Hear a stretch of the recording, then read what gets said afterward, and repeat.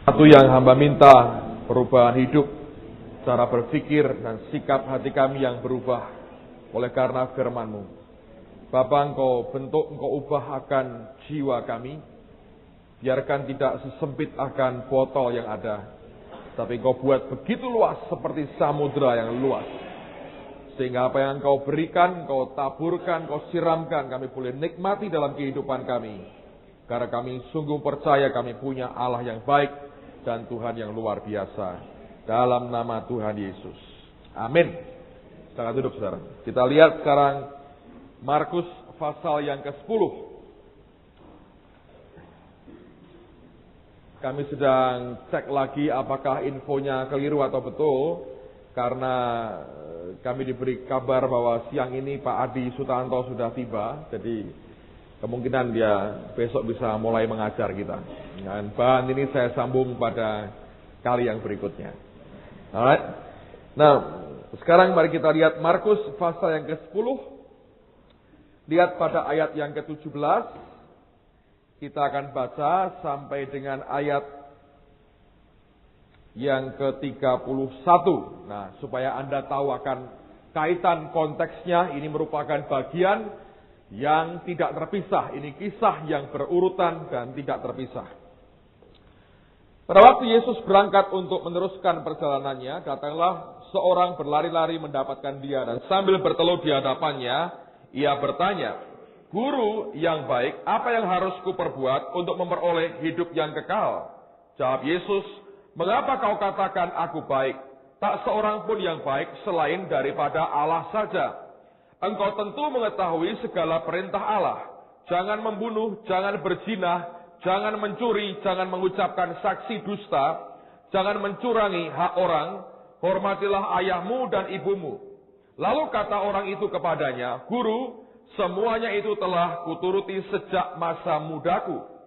Tetapi Yesus memandang dia dan menaruh kasih kepadanya, lalu berkata kepadanya, "Hanya satu lagi kekuranganmu, pergilah jualah apa yang kau miliki, dan berikanlah itu kepada orang-orang miskin, maka engkau akan beroleh harta di surga, kemudian datanglah kemari dan ikutlah aku." Mendengar perkataan itu, ia menjadi kecewa, lalu pergi dengan sedih sebab banyak hartanya. Lalu Yesus memandang murid-muridnya di sekelilingnya dan berkata kepada mereka, "Alangkah sukarnya orang yang beruang masuk ke dalam kerajaan Allah." Murid-muridnya tercengang mendengar perkataannya itu. Tetapi Yesus menyambung lagi, "Anak-anakku, alangkah sukarnya masuk ke dalam kerajaan Allah. Lebih mudah seekor unta melewati lubang jarum daripada seorang kaya masuk ke dalam kerajaan Allah." Mereka makin gempar dan berkata seorang kepada yang lain, "Jika demikian, siapakah yang dapat diselamatkan?" Yesus memandang mereka dan berkata, "Bagi manusia hal itu tidak mungkin, tetapi bukan demikian bagi Allah. Sebab segala sesuatu adalah mungkin bagi Allah." Berkatalah Petrus kepada Yesus. Nah, kalau Anda baca dalam Injil Matius, dikatakan, lalu Petrus menjawab. Karena itu bagian dari keterikatan kisah ini. Itu merupakan reaksi daripada Petrus. "Kami ini telah meninggalkan segala sesuatu dan mengikut engkau." Jawab Yesus, "Aku berkata kepadamu, sesungguhnya setiap orang yang karena aku dan karena Injil meninggalkan rumahnya, saudaranya laki-laki atau saudaranya perempuan, ibunya atau bapaknya, anak-anaknya atau ladangnya, orang itu sekarang pada masa ini juga akan menerima kembali 100 kali lipat rumah, saudara laki-laki, saudara perempuan, ibu, anak, dan ladang, sekalipun disertai berbagai penganiayaan. Dan pada zaman yang akan datang, ia akan menerima hidup yang kekal. Tetapi banyak orang yang terdahulu akan menjadi yang terakhir, dan yang terakhir akan menjadi yang terdahulu. Nah, dengarkan dulu saudara, ini merupakan bagian yang tidak boleh kita abaikan dalam hidup kita. Kalau Anda mau jadi pengikut Tuhan yang luar biasa, ini merupakan bagian yang tidak boleh kita lewatkan. Lihat, ada orang muda yang kaya, datang ke Tuhan, tersungkur, ingin ikut Tuhan, dapatkan hidup yang kekal. Dan Yesus ingat bahwa dia kalau kerja, membawa orang kepada kerajaan Allah tidak secara konvensional. Yang hanya itu-itu saja ilmunya. Dia ngerti sebetulnya dasar yang di dalam hati setiap orang. Kepada orang muda ini dia berkata, ini orang tuannya adalah uangnya. Jadi dia berkata begini, jual segala milikmu, berikan kepada orang miskin. Kamu akan peroleh harta di surga. Lalu kemudian ikut aku. Itu permintaan yang luar biasa. Sebetulnya kalau Anda perhatikan, lihat para murid tercengang, gempar, heran, ribut mereka, saudara. Lalu Petrus yang paling banyak bicara, protes. Dia berkata, kami telah tinggalkan segala sesuatu. Dan kemudian kami ikut engkau. Apa yang kami peroleh? Dia kaget, dia bilang, tunggu Tuhan. Ini orang kau suruh jual hartanya, ikut engkau. Dan engkau berkata, alangkah sukarnya orang yang kaya beruang masuk kerajaan surga. Nah kami ini sudah jual semuanya, ikut engkau. Apa sukar juga masuk kerajaan surga? Dapat apa dong kita? Itu membuktikan dua hal. Yang pertama, para murid itu juga bukan orang miskin, saudara. Kalau mereka nggak punya apa-apa, masa berani Petrus berkata, kami tinggalkan segala sesuatu. Nah ingat, dia punya kapal. Nanti kalau Anda ke Israel, Anda akan jumpai Petrus punya rumah. Dan rumahnya Petrus itu gede.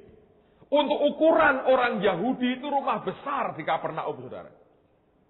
Dan kalau Anda mau lihat seperti apa, orang kalau punya kapal itu, Anda boleh ke Pekalongan, ke Cilacap, ke Bagan, Api-api. Lihat di kota pelabuhan, para nelayan itu ya. Lihat yang punya kapal-kapal besar.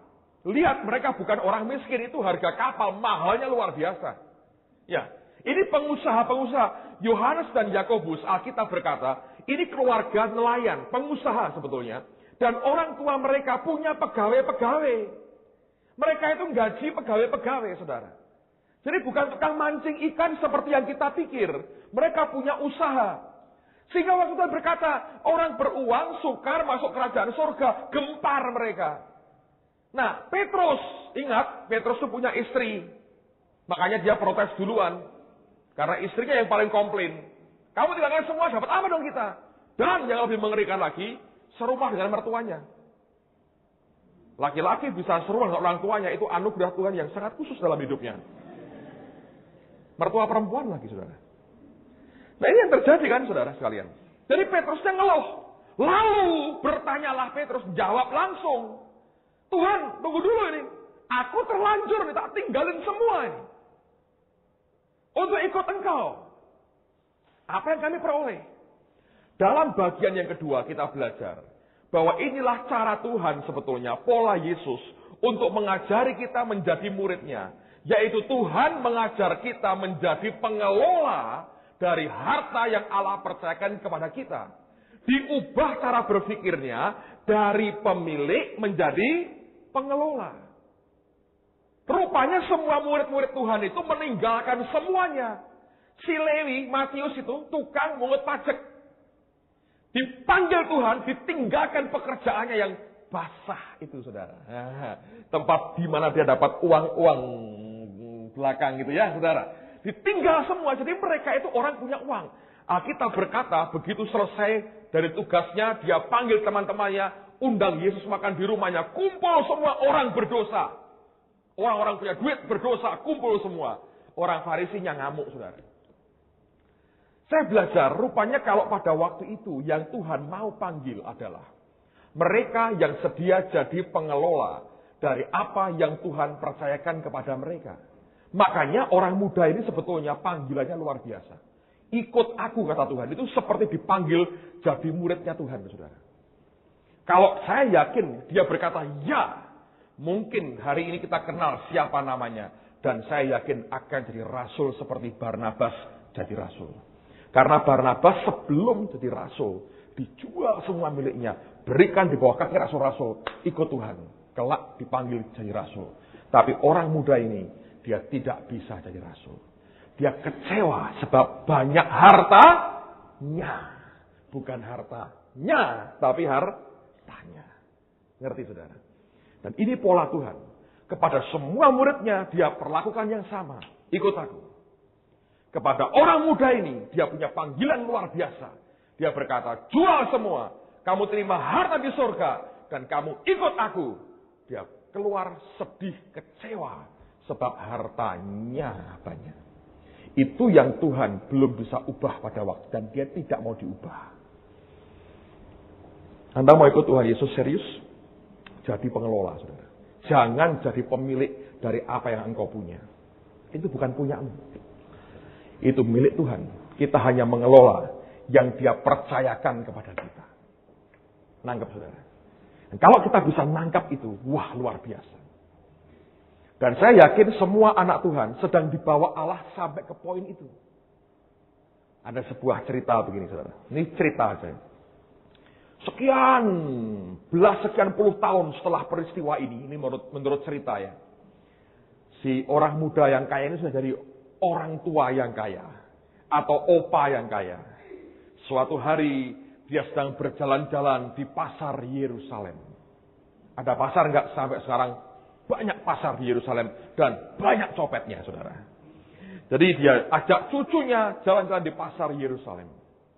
Lalu kemudian cucunya tanya begini, Opa, ada nggak sih orang yang hebat di dunia ini? Yang bisa membuat macam-macam, bisa membuat mujizat.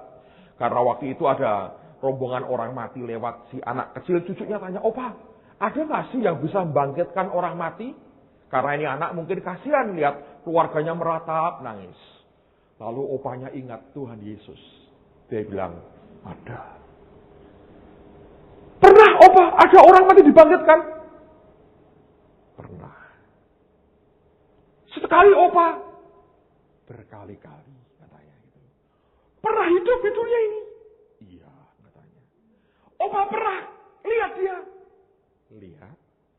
Pernah ketemu opa? Ketemu. Pernah ngomong-ngomong? Iya.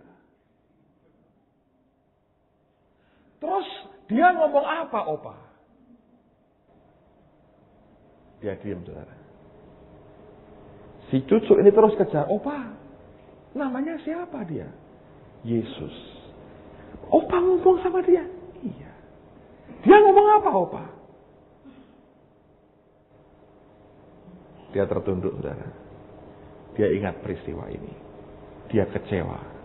Hartanya banyak. Dan tiba-tiba dia dengar suara ramai sekali di bait Allah. Orang-orang mengalami kesembuhan. Dia dengar ada orang namanya Paulus. Dipakai Tuhan luar biasa. Dia dengar si Petrus membangkitkan Dorcas dari antara orang mati. Pikirannya menerawang sekian puluh tahun yang lalu. Dan sadar hari itu. Seandainya hari itu aku berkata iya. Mungkin orang mati di depanku ini bangkit hari ini. Tapi dia kehilangan waktu yang Allah berikan dalam hidupnya. Jangan jadi pemilik, saudara. Jadilah pengelola. Panggilan Tuhan itu mulia dalam kehidupan kita. Apakah itu true story? Mungkin, saudara. Tapi itu cerita masuk akal kan, saudara. Orang pernah menolak panggilan Tuhan. Tapi orang yang selalu menolak yang dia minta, ujungnya dia kecewa. Tapi selalu Allah begitu. Dan dia berkata, kamu jadi pengelola dah. Dan ketika Petrus menjawab, kami telah tinggalkan semua Tuhan. Dan Yesus berkata, lihat apa yang dia katakan. Ayat 29. Jawab Yesus, aku berkata kepadamu, sesungguhnya setiap orang yang karena aku dan karena Injil. Bukan karena ingin kaya loh, saudara. Karena aku dan karena Injil. Meninggalkan rumahnya. Ini di Surabaya ada orang ngasih rumah. Saudaranya laki-laki atau perempuan. Ibunya atau bapaknya. Anak-anaknya atau apa? Ladangnya. Orang itu sekarang pada masa ini juga akan menerima kembali berapa? 100 kali lipat. Apa saja ini? Rumah, saudara laki-laki, saudara perempuan, ibu, anak, dan ladang. Sekarang. Pada masa ini juga. Ada teman saya yang tidak terima, saudara. Dia bilang, mana buktinya? Apa mereka terima betul? Apa mungkin Alkitab nggak pernah cerita selama hidup mereka terima rumah 100, ladang 100? Mana? Dia berkata. Ini hamba Tuhan loh, saudara. Saya berkata gini. Karena kamu selalu merasa semua itu milikmu. Cara berpikirmu seperti tutup botol gitu loh. Muka apa itu? Mulut botol. Allah memberi yang luar biasa, kamu nggak bisa nangkap. Dia kan sudah ngajari, ini jadi pengelola. Dan Tuhan berkata, sekarang pada masa ini juga kamu terima 100 kali ganda. Dan saya berkata, kalau yang kamu omongkan itu betul, itu lebih gawat lagi. Artinya, kamu berkata, Yesus pembohong. Sebab kamu percaya nggak? Mereka terima ibu 100 kali ganda. Percaya? Ibu-ibu rohani. Jemaatnya banyak ibu-ibu. Saudara laki, saudara perempuan, saudara dalam Kristus Yesus percaya. Tapi kalau sudah rumah dan ladang, orang nggak bisa percaya. Saya buktikan kepada Anda bahwa mereka terima. Lihat Kisah Rasul pasal yang keempat. Kisah Rasul pasal yang keempat. Perhatikan ayat 32 sampai dengan ayat yang ke-36. Kisah Rasul pasal yang keempat, ayat 32 sampai dengan ayat yang ke-36. Adapun kumpulan orang yang telah percaya itu, mereka sehati dan sejiwa, dan tidak seorang pun yang berkata bahwa sesuatu dari kepunyaannya adalah miliknya sendiri. Tetapi segala sesuatu adalah kepunyaan mereka bersama. Dan dengan kuasa yang besar, rasul-rasul itu memberi kesaksian tentang kebangkitan Tuhan Yesus. Dan mereka semua hidup dalam kasih karunia yang melimpah-limpah. Sebab tidak ada seorang pun yang berkekurangan di antara mereka. Karena semua orang yang mempunyai tanah atau rumah menjual kepunyaannya itu. Dan hasil penjualannya itu, Anda perhatikan, mereka bawa dan mereka letakkan di depan kaki rasul-rasul. Lalu dibagi-bagikan kepada setiap orang sesuai dengan keperluannya. Demikian pula dengan Yusuf, yang oleh rasul-rasul disebut Barnabas, artinya anak penghiburan, seorang Lewi dari Siprus, yang menjual apa? Ladang miliknya. Lalu membawa uangnya itu dan meletakkannya di depan kaki siapa? Rasul-rasul. Lihat, ada yang jual tanah atau rumah dan ladang, dijual, dibawa, ditaruh di bawah kaki siapa? Rasul-rasul. Nah, Anda bertanya, Pak, kan bukan mereka yang punya. Nah, memang bukan. Ingat, kita cuma pengelola. Nangkep nggak? Kalau cara mikirnya itu kita yang punya terus, ini ayat hilang dari pandangan kita. Begitu Anda ngerti kita cuma pengelola, kita berkata tidak kebetulan Alkitab menunjukkan rumah, tanah, ladang juga dijual, hasilnya ditaruh di depan kaki rasul. Yang berhak ngelola rasulnya dibagi oleh rasulnya.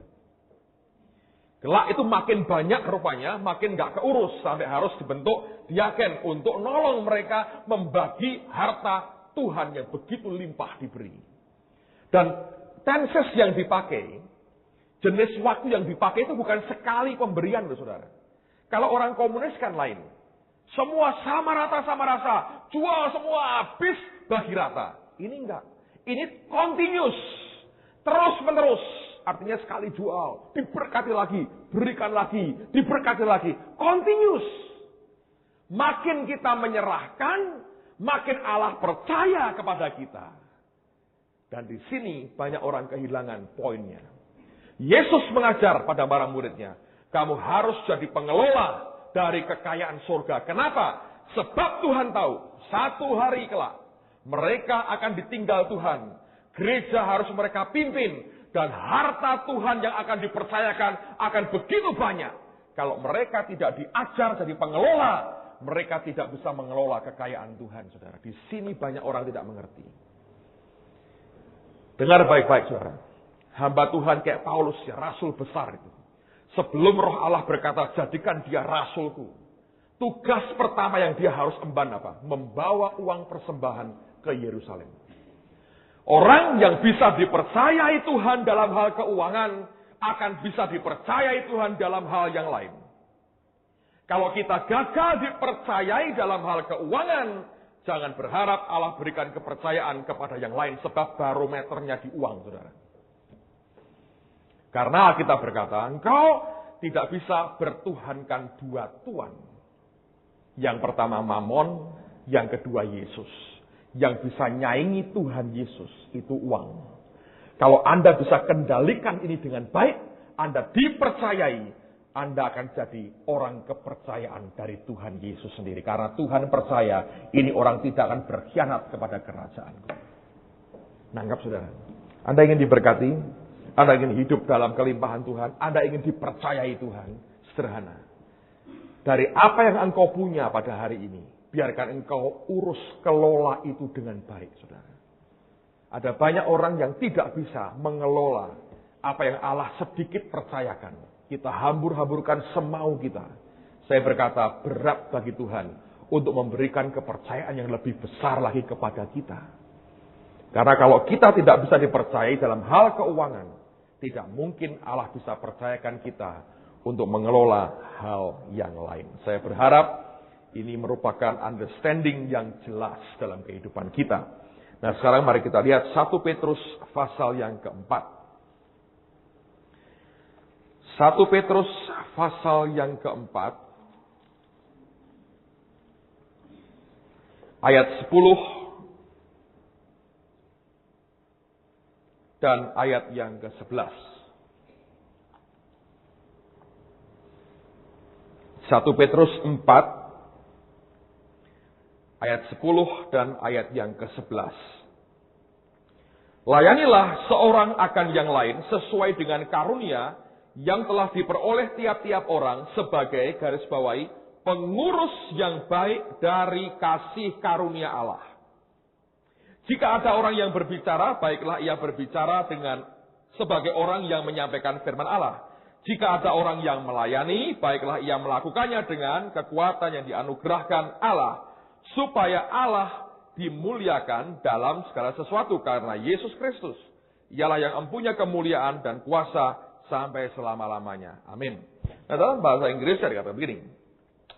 Kalau Anda melayani ya, as each one has received a gift, seperti setiap orang terima akan karunia masing-masing, minister it to one another. Layanilah seorang akan yang lain, as good steward of the manifold grace of God. Sebagai pengurus atau pengelola yang baik dari berbagai-bagai anugerah atau kasih karunia Allah.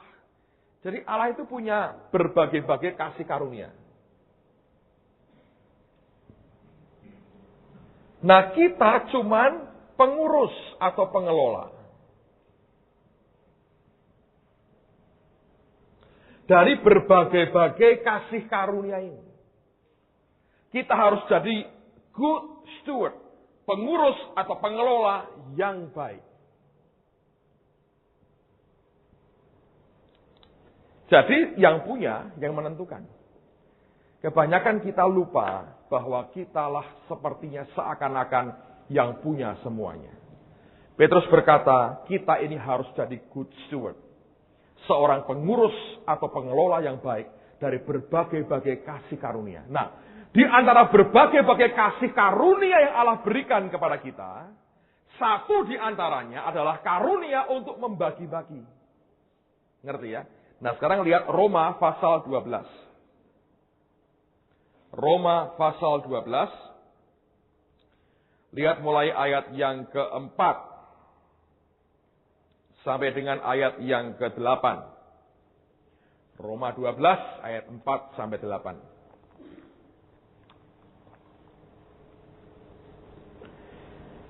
Sebab sama seperti pada satu tubuh kita mempunyai banyak anggota, tetapi tidak semua anggota itu mempunyai tugas yang sama. Demikian juga kita walaupun banyak adalah satu tubuh di dalam Kristus. Tetapi kita masing-masing adalah anggota yang seorang terhadap yang lain. Demikianlah kita mempunyai karunia yang berlain-lainan menurut kasih karunia yang dianugerahkan kepada kita.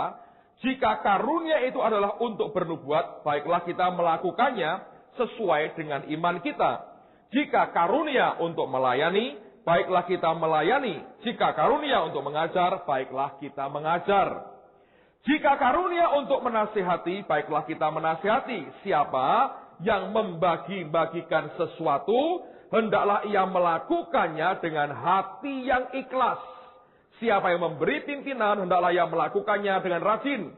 Siapa yang menunjukkan kemurahan, hendaklah ia melakukannya dengan apa? Sukacita. Di antara berbagai-bagai kasih karunia ini, ada yang namanya membagi-bagi.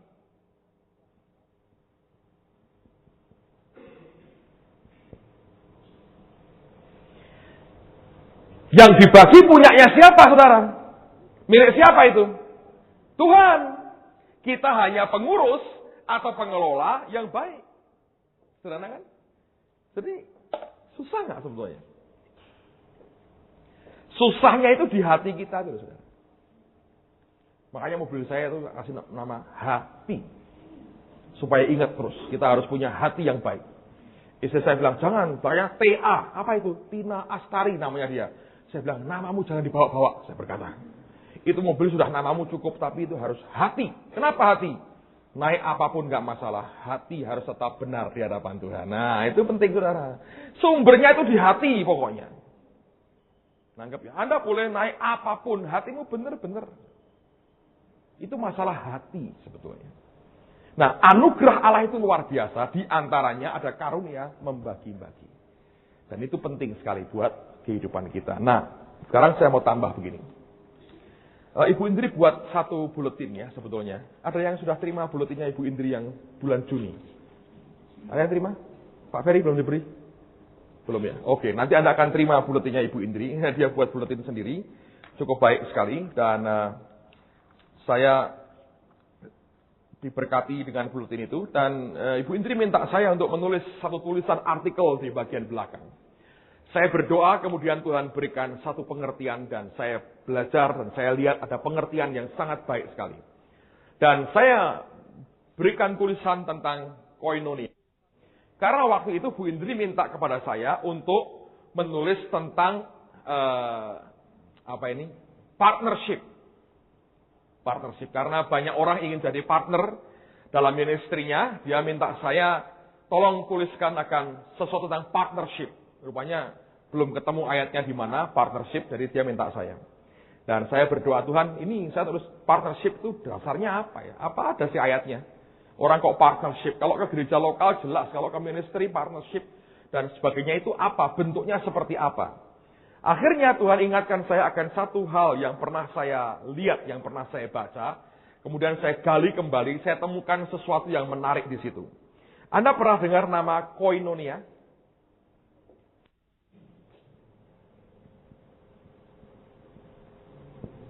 Apa artinya?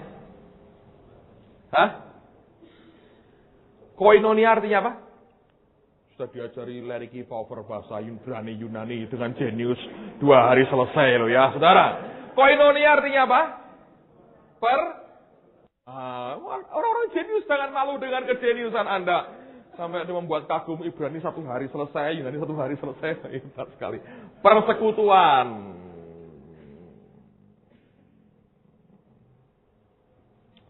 Saya sedang membuka ini ya, mulut botol saudara. Nah, kata koinonia artinya persekutuan. Kalau Anda lihat dalam Strong Dictionary, Anda menjumpai bahwa nama koinonia itu artinya adalah persekutuan, tapi juga yang kedua adalah partnership. Berpartner.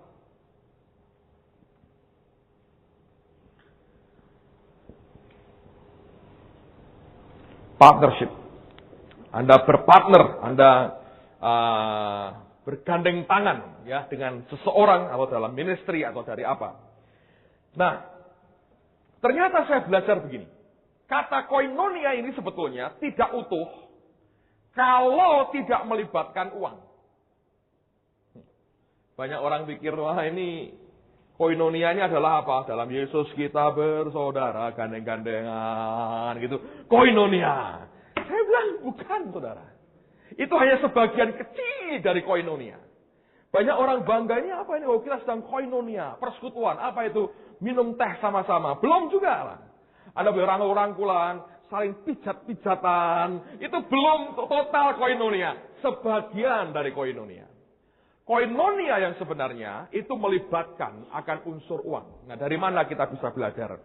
Paling tidak ada 2 contoh dalam firman Tuhan yang menunjukkan kata koinonia dipakai dan diterjemahkan bukan persekutuan atau partnership. 2 hal. Roma 15 sekarang. Roma pasal yang ke-15. Nanti kalau Ibu Indri sempat bagikan makalahnya, Anda akan lihat tulisan itu lebih detail ya. Roma 15 ayat 25 dan ayat yang ke-26.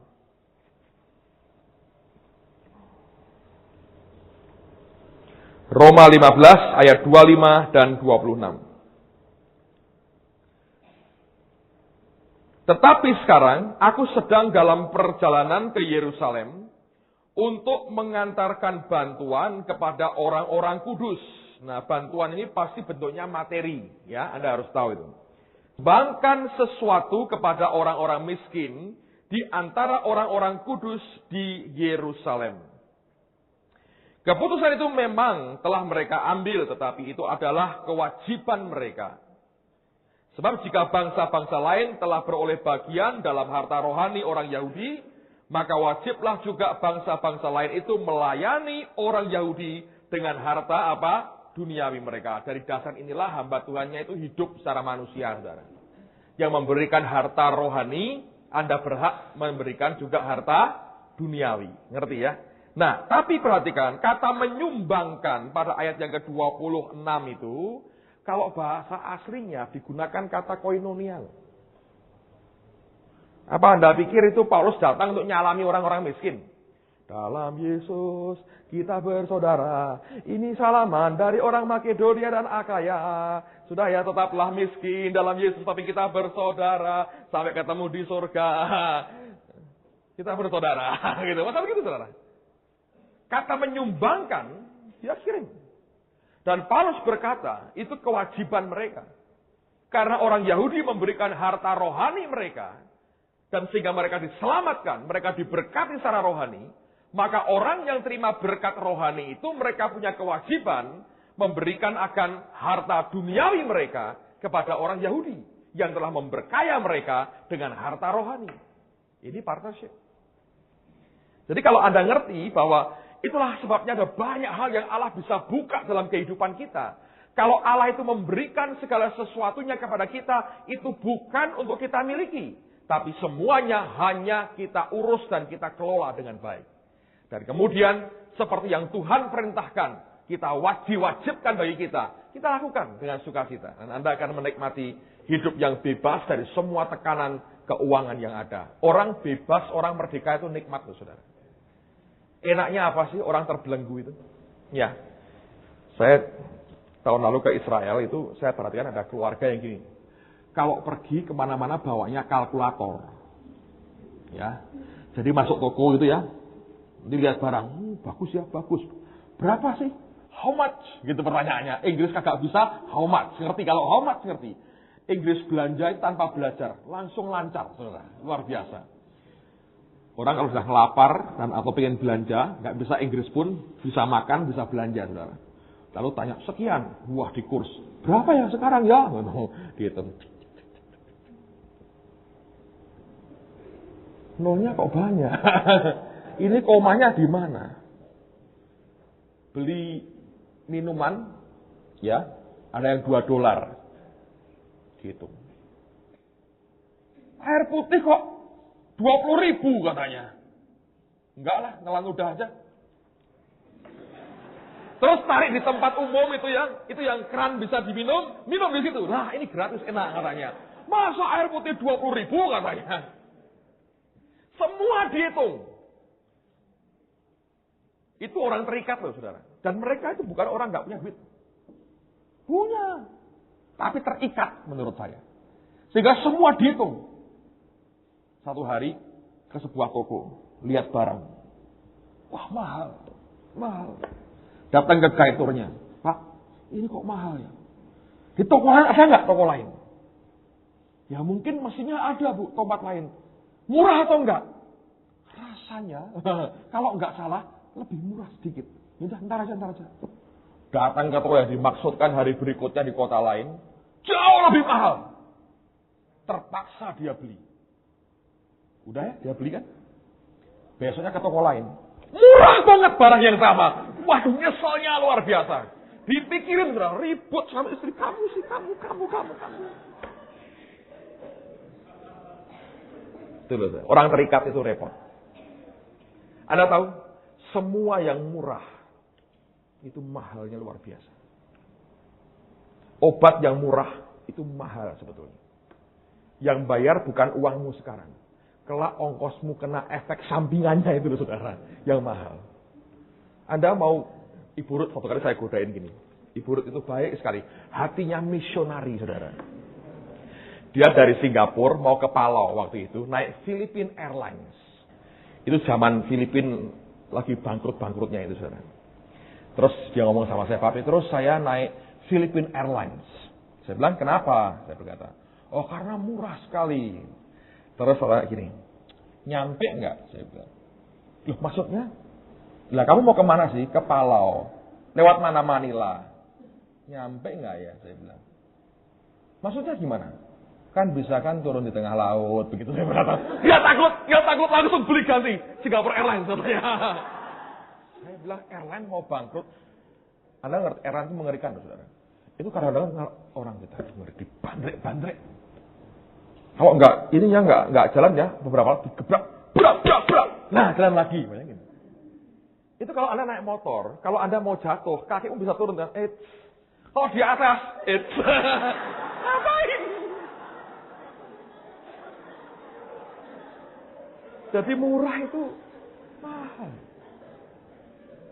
Kenapa yang airline ini bisa mahal, bayar tiketnya ini bisa murah?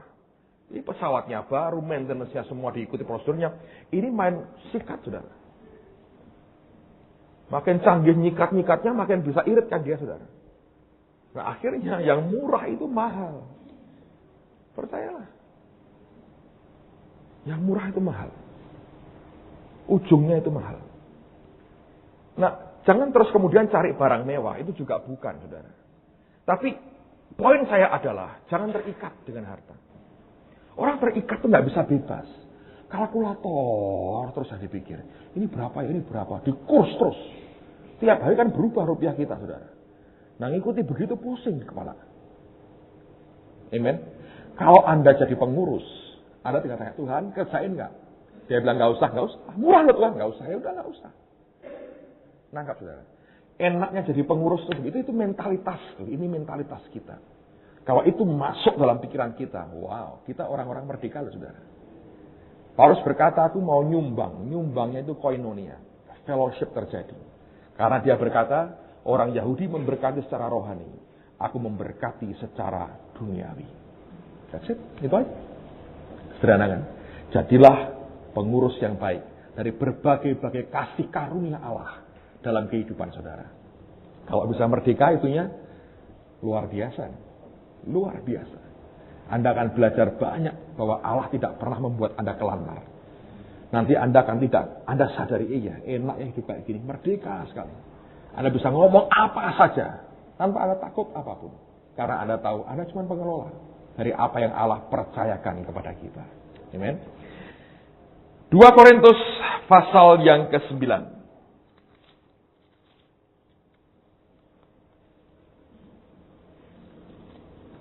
2 Korintus pasal yang ke-9.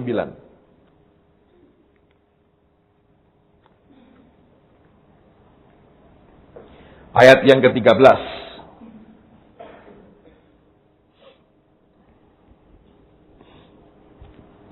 Saya bacakan mulai ayat 10 lah ya.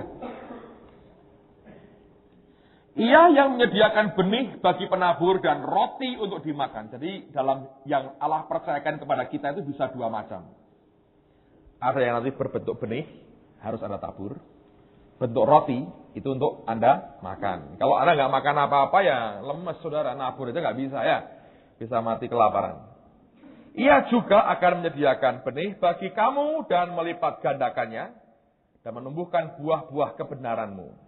Kamu akan diperkaya dalam segala macam kemurahan hati yang membangkitkan syukur kepada Allah oleh karena kami. Sebab pelayanan kasih yang berisi pemberian ini bukan hanya mencukupkan keperluan-keperluan orang-orang kudus, tapi juga melimpahkan ucapan syukur kepada Allah. Dan oleh sebab kamu telah tahan uji dalam pelayanan ini. Jadi ini kalau Anda masuk ke ministry ini, hidup kayak begini diuji. Mereka memuliakan Allah karena ketaatan kamu dalam pengakuan akan Injil Kristus dan karena kemurahan hatimu dalam membagikan segala sesuatu dengan mereka dan dengan semua orang. Sedangkan di dalam doa mereka juga merindukan kamu oleh karena kasih karunia Allah yang melimpah atas kamu. Syukur kepada Allah karena kasih karunia-Nya yang tak terkatakan itu. Nah, ayat yang ke berapa? 13 dikatakan, karena kemurahan hatimu dalam membagikan, kalimat terakhir, segala sesuatu dengan mereka dan dengan semua orang. Kata membagikan dari kata koinonia. Aneh ya, saudara? Ini karunia bagi-bagi. Koinonia. Saya dengar jemaat saya bersaksi. Beberapa hari yang lalu Tuhan itu gerakkan hati kami berdua. Istri saya dapat duluan, terus ngomong ke saya. Untuk mengumpulkan beberapa keluarga, pria terutama, yang dari tetangga saya. Gitu. Nggak semua sih, tapi Tuhan berikan beberapa nama. Ada berapa ya? Akhirnya datang 4, karena ada tamu datang ke rumah. Jemaat juga, saya minta jangan pulang ya Pak, tunggu di sini. Saya mau ngobrol penting. Kita makan roti, minum air dan ngobrol firman. Mereka bawa Alkitab, terus saya ajak mereka sharing. Saya ajari mereka tentang caranya bagaimana hidup dalam Tuhan. Kita ngobrol sampai cukup malam, kira-kira mungkin sampai jam 10 lebih, saudara. Dan disambung lagi, teman satu minta, Pak saya tambah ekstra, yang lain pulang, saya ekstra Pak. Cerita, dia bersaksi bagaimana Allah kerja, tanya kehendak Tuhan. Besok paginya datang lagi suami istri. Pak, nambah lagi Pak. Saya masih ngomong. Nah, kali yang kedua itu, saya hampir nggak pernah buat begini kecuali Allah gerakkan. Tapi hari itu Tuhan gerakkan saya untuk melayani mereka. Nah, itu di luar acara mesbah keluarga kami ya, saudara. Itu acara sendiri saya buat dengan mereka. Karena kebetulan mereka tinggal dekat, jadi tinggal dikontakin, mereka datang. Pada waktu itu, yang seorang berkata begini. Saya ini terus terang Pak, yang Bapak omongkan kemarin itu jawaban buat saya semua. Terus saya cerita hidupnya. Lalu kemudian dia cerita begini. Saya ini ngalami Pak, berat secara keuangan. Terus Tuhan tegur. Omongi banyak hal. Di tengah-tengah keadaan berat itulah. Ini sebelum John Evans ini datang dia bilang. Saya ngomongin Tuhan, baiklah aku ini salah dengan engkau. Karena selama ini yang engkau berikan, sebagian besar, hampir semua saya makan sendiri. Sebagian kecil saya bagi-bagikan, persembahkan. Tuhan tegur, sekarang saya berubah Pak. Saya buat nasar, karena saya diajari Tuhan. Ini belum dengar khotbah John Evans ini, dia diajari Tuhan. Kamu harus seperti Hana bernasar soal Samuel. Dan dia buat nasar di hadapan Tuhan. Kalau engkau memberkati aku Tuhan, mulai sekarang dia berkata, aku akan buat begini. Sekian puluh % untuk Tuhan. Wah dia buat nasar. Dia nggak cerita berapa, tapi dia bilang besar Pak. Sekian puluh % buat Tuhan. Dan sejak saat itu dia berkata, ini luar biasa. Saya ini memang masih berat keuangan saya. Tetapi tidak pernah kurang. Dan Tuhan selalu tepat waktu untuk genepi kebutuhan saya. Dan saya tetap bisa memberi sekian puluh % dari apa yang Allah berikan kepada saya. Dia bilang, kok aneh ya Pak? Saya berkata, tidak aneh. Karena kamu sudah mulai mau belajar jadi pengelolanya. Dan Tuhan tanggung jawab dengan urusanmu. Kalau engkau teruskan, nanti engkau akan berkata, Tuhan sudah tidak pakai persen-persenan. Jadi ini semua milikmu, engkau minta. Tapi saya berkata, tahap pertama engkau belajar begini baik. Dan itu dorongan dari hati keluar kuat sekali. Sekian puluh %, diminta Tuhan di situ. Dan dia berkata, Pak, sejak saat sampai sekarang, saya tidak pernah sampai kurang, nggak pernah. Dia cukupi terus. Terus saya berkata gini, Bapak terusin hidup kayak begitu. Nggak lama lagi, pasti breakthrough. Tuhan ngomong sama saya, kamu akan jebol. Luar biasa. Dan dia bersaksi, betul Pak. Saya yakin ini dalam waktu tidak lama akan ada terobosan. Yang seorang ngomong pada saya, Pak, saya sudah habis-habisan. Ini orang nekatnya luar biasa. Tahun lalu sekolah di sini, saudara. Tambah sekolah, tambah nekat, saudara. Ini orang memang naturalnya nekat. Dia bilang, tak habisin semua. Habis. Setelah habis semua. Dan ini dia memang ngaku. Dulu saya memang cinta harta, Pak. Saya ngasih itu dengan tujuan jadi kaya. Dia paling suka favoritnya ayat Ishak. Makin lama makin kaya, tambah kaya itu paling demen ngomong ayat itu. Itu ayat favorit saya. Dihabisin, saudara. Habisin. Dia ngalami banyak hal. Kadang-kadang ya emosi juga. Itu cincin kawinnya dikasihkan. Istrinya nggak tahu, nggak diomongin, saudara. Kasihkan. Lihat suaminya ngasih cincin kawin. Nah, Pak, aku ini kawin sama siapa? Kasihkan juga. Terus ribut. Saya bilang, tak kembaliin. Saya bilang, jangan khawatir, tak kembaliin. Cincin kawin dikasih. Jadi itu nekatnya seperti itu. Tapi dia bilang, Pak, ini luar biasa. Setelah habis ya, dikeluarkannya nantang gini. Coba aku mau lihat Tuhanmu kayak apa. Bayangin. Kalau aku nggak ngasih kamu duit, apa kamu bisa hidup? Tuhanmu kayak apa? Di tengah ditantang seperti itu, saudara. Tiba-tiba ada orang itu dia ditawari kerjaan kayu atau apa. Jadi ada orang luar ketemu dia mendadak. Mau beli kayu dari dia. Dan tanpa modal. Dia bilang, ini sekian puluh juta ya, separuhnya tak kasihin dulu. Kasih gitu aja. Untuk kamu beli. Serahkan aku, sisanya tak bayar. Dikasih sekian puluh juta. Blas. Dia bilang, Pak, ini luar biasa. Tuhan mulai buka pintu buat saya. Ketemu si A, ketemu si B. Yang juga punya pekerjaan yang mirip-mirip sama. Diatur begitu rupa. Dia bilang, wah ini sudah dekat Pak waktunya. Nah, masih ingin kaya? Tidak berani katanya. Dia ngerti dia cuma pengelola. Kamu kelola, itu uangnya Tuhan. Jangan poros-porosan. Kamu beli apa, jangan. Belajar, ikuti Tuhan. Kuasai diri, ikuti Tuhan. Lihat apa yang Dia perintahkan, kerjakan. Kamu akan diberkati karena kamu siap jadi pengelola kerajaan surga. Amen. Kebanyakan, kenapa dulu orang-orang jatuh dan hancur usahanya? Karena dia pikir semua itu miliknya sendiri. Tapi kalau kita percaya, kita hanya mengelola yang Tuhan punya. Hidup kita akan berbeda. Amen. Kalau Pak Adi besok tidak ngajar, saya teruskan. Kalau Pak Adi ngajar, lain kesempatan kita akan lanjutkan. Saya masih punya banyak hal. Saya harus bicara soal masalah hutang, masalah banyak hal pada saudara. Tapi mari kita berdiri sama-sama. Kita bersyukur untuk anugerahnya pada hari ini. Haleluya. Bukankah kita punya Allah yang luar biasa? Saya anjurkan dalam 1-2 minggu ini Anda hemat tenaga saudara. Karena Kalimantan menuntut akan kekuatan fisik yang tidak kecil. Saya pernah sampai sejauh ke kabupatennya di Muara Tewe buat KKR di sana. Saya berdoa Anda akan buat banyak KKR di banyak tempat. Saya anjurkan Anda nekat senekat-nekatnya. Lebih baik mendoakan orang buta dan berjalan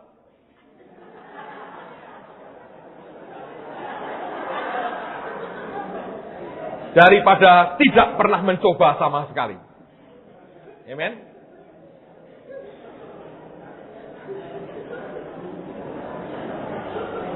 Ini pernah terjadi kok saudara.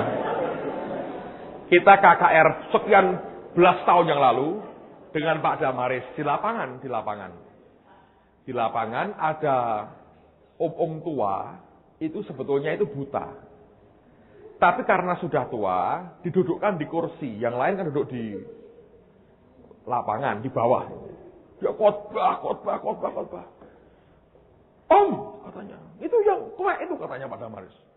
Kalau percaya Yesus, bangkit katanya. Bangkit betul. Mulia semua bangkit jalan omnya. Ternyata buta. Nah ini mendoakan orang buta berjalan ini begini. Nah kalau buta berjalan ya normal. Nah kalau buta melihat, nah itu mujizat. Tapi saya dorong Anda. Doakan. Amen. Ikuti apa yang Tuhan mau. Nekat aja, nggak apa-apa. Buta berjalan. Tuli berbicara. Nah, lumpuh melihat. Luar biasa. Tapi tolong, yang itu jangan dimasukkan dalam laporan ya, saudara ya. Kasihan Pak Yos kalau meriksa dia akan kesulitan. Anda berkata ini mujizat model baru. Tapi nikmatilah, saya yakin kita semua akan diberkati dengan apa yang ada. Mari angkat tanganmu. Tuhan, Kau meteraikan semua kebenaran yang kami terima sepanjang hari ini di dalam nama Tuhan Yesus. Dimeteraikan dalam kehidupan setiap kami. Hamba katakan biar tumbuh lebat untuk kemuliaan nama Tuhan. Kami bersyukur untuk hari ini, sisa hari ini kami persembahkan bagi-Mu. Dan sepanjang minggu ini juga kami persembahkan bagi-Mu. Pak Adi yang akan mengajar, Kau memberkati, Kau mengurapi. Dan jadi inspirasi yang kuat bagi setiap kami juga. Terima kasih Bapa, kami bersyukur dalam nama Tuhan Yesus yang diberkati berkata. Amin.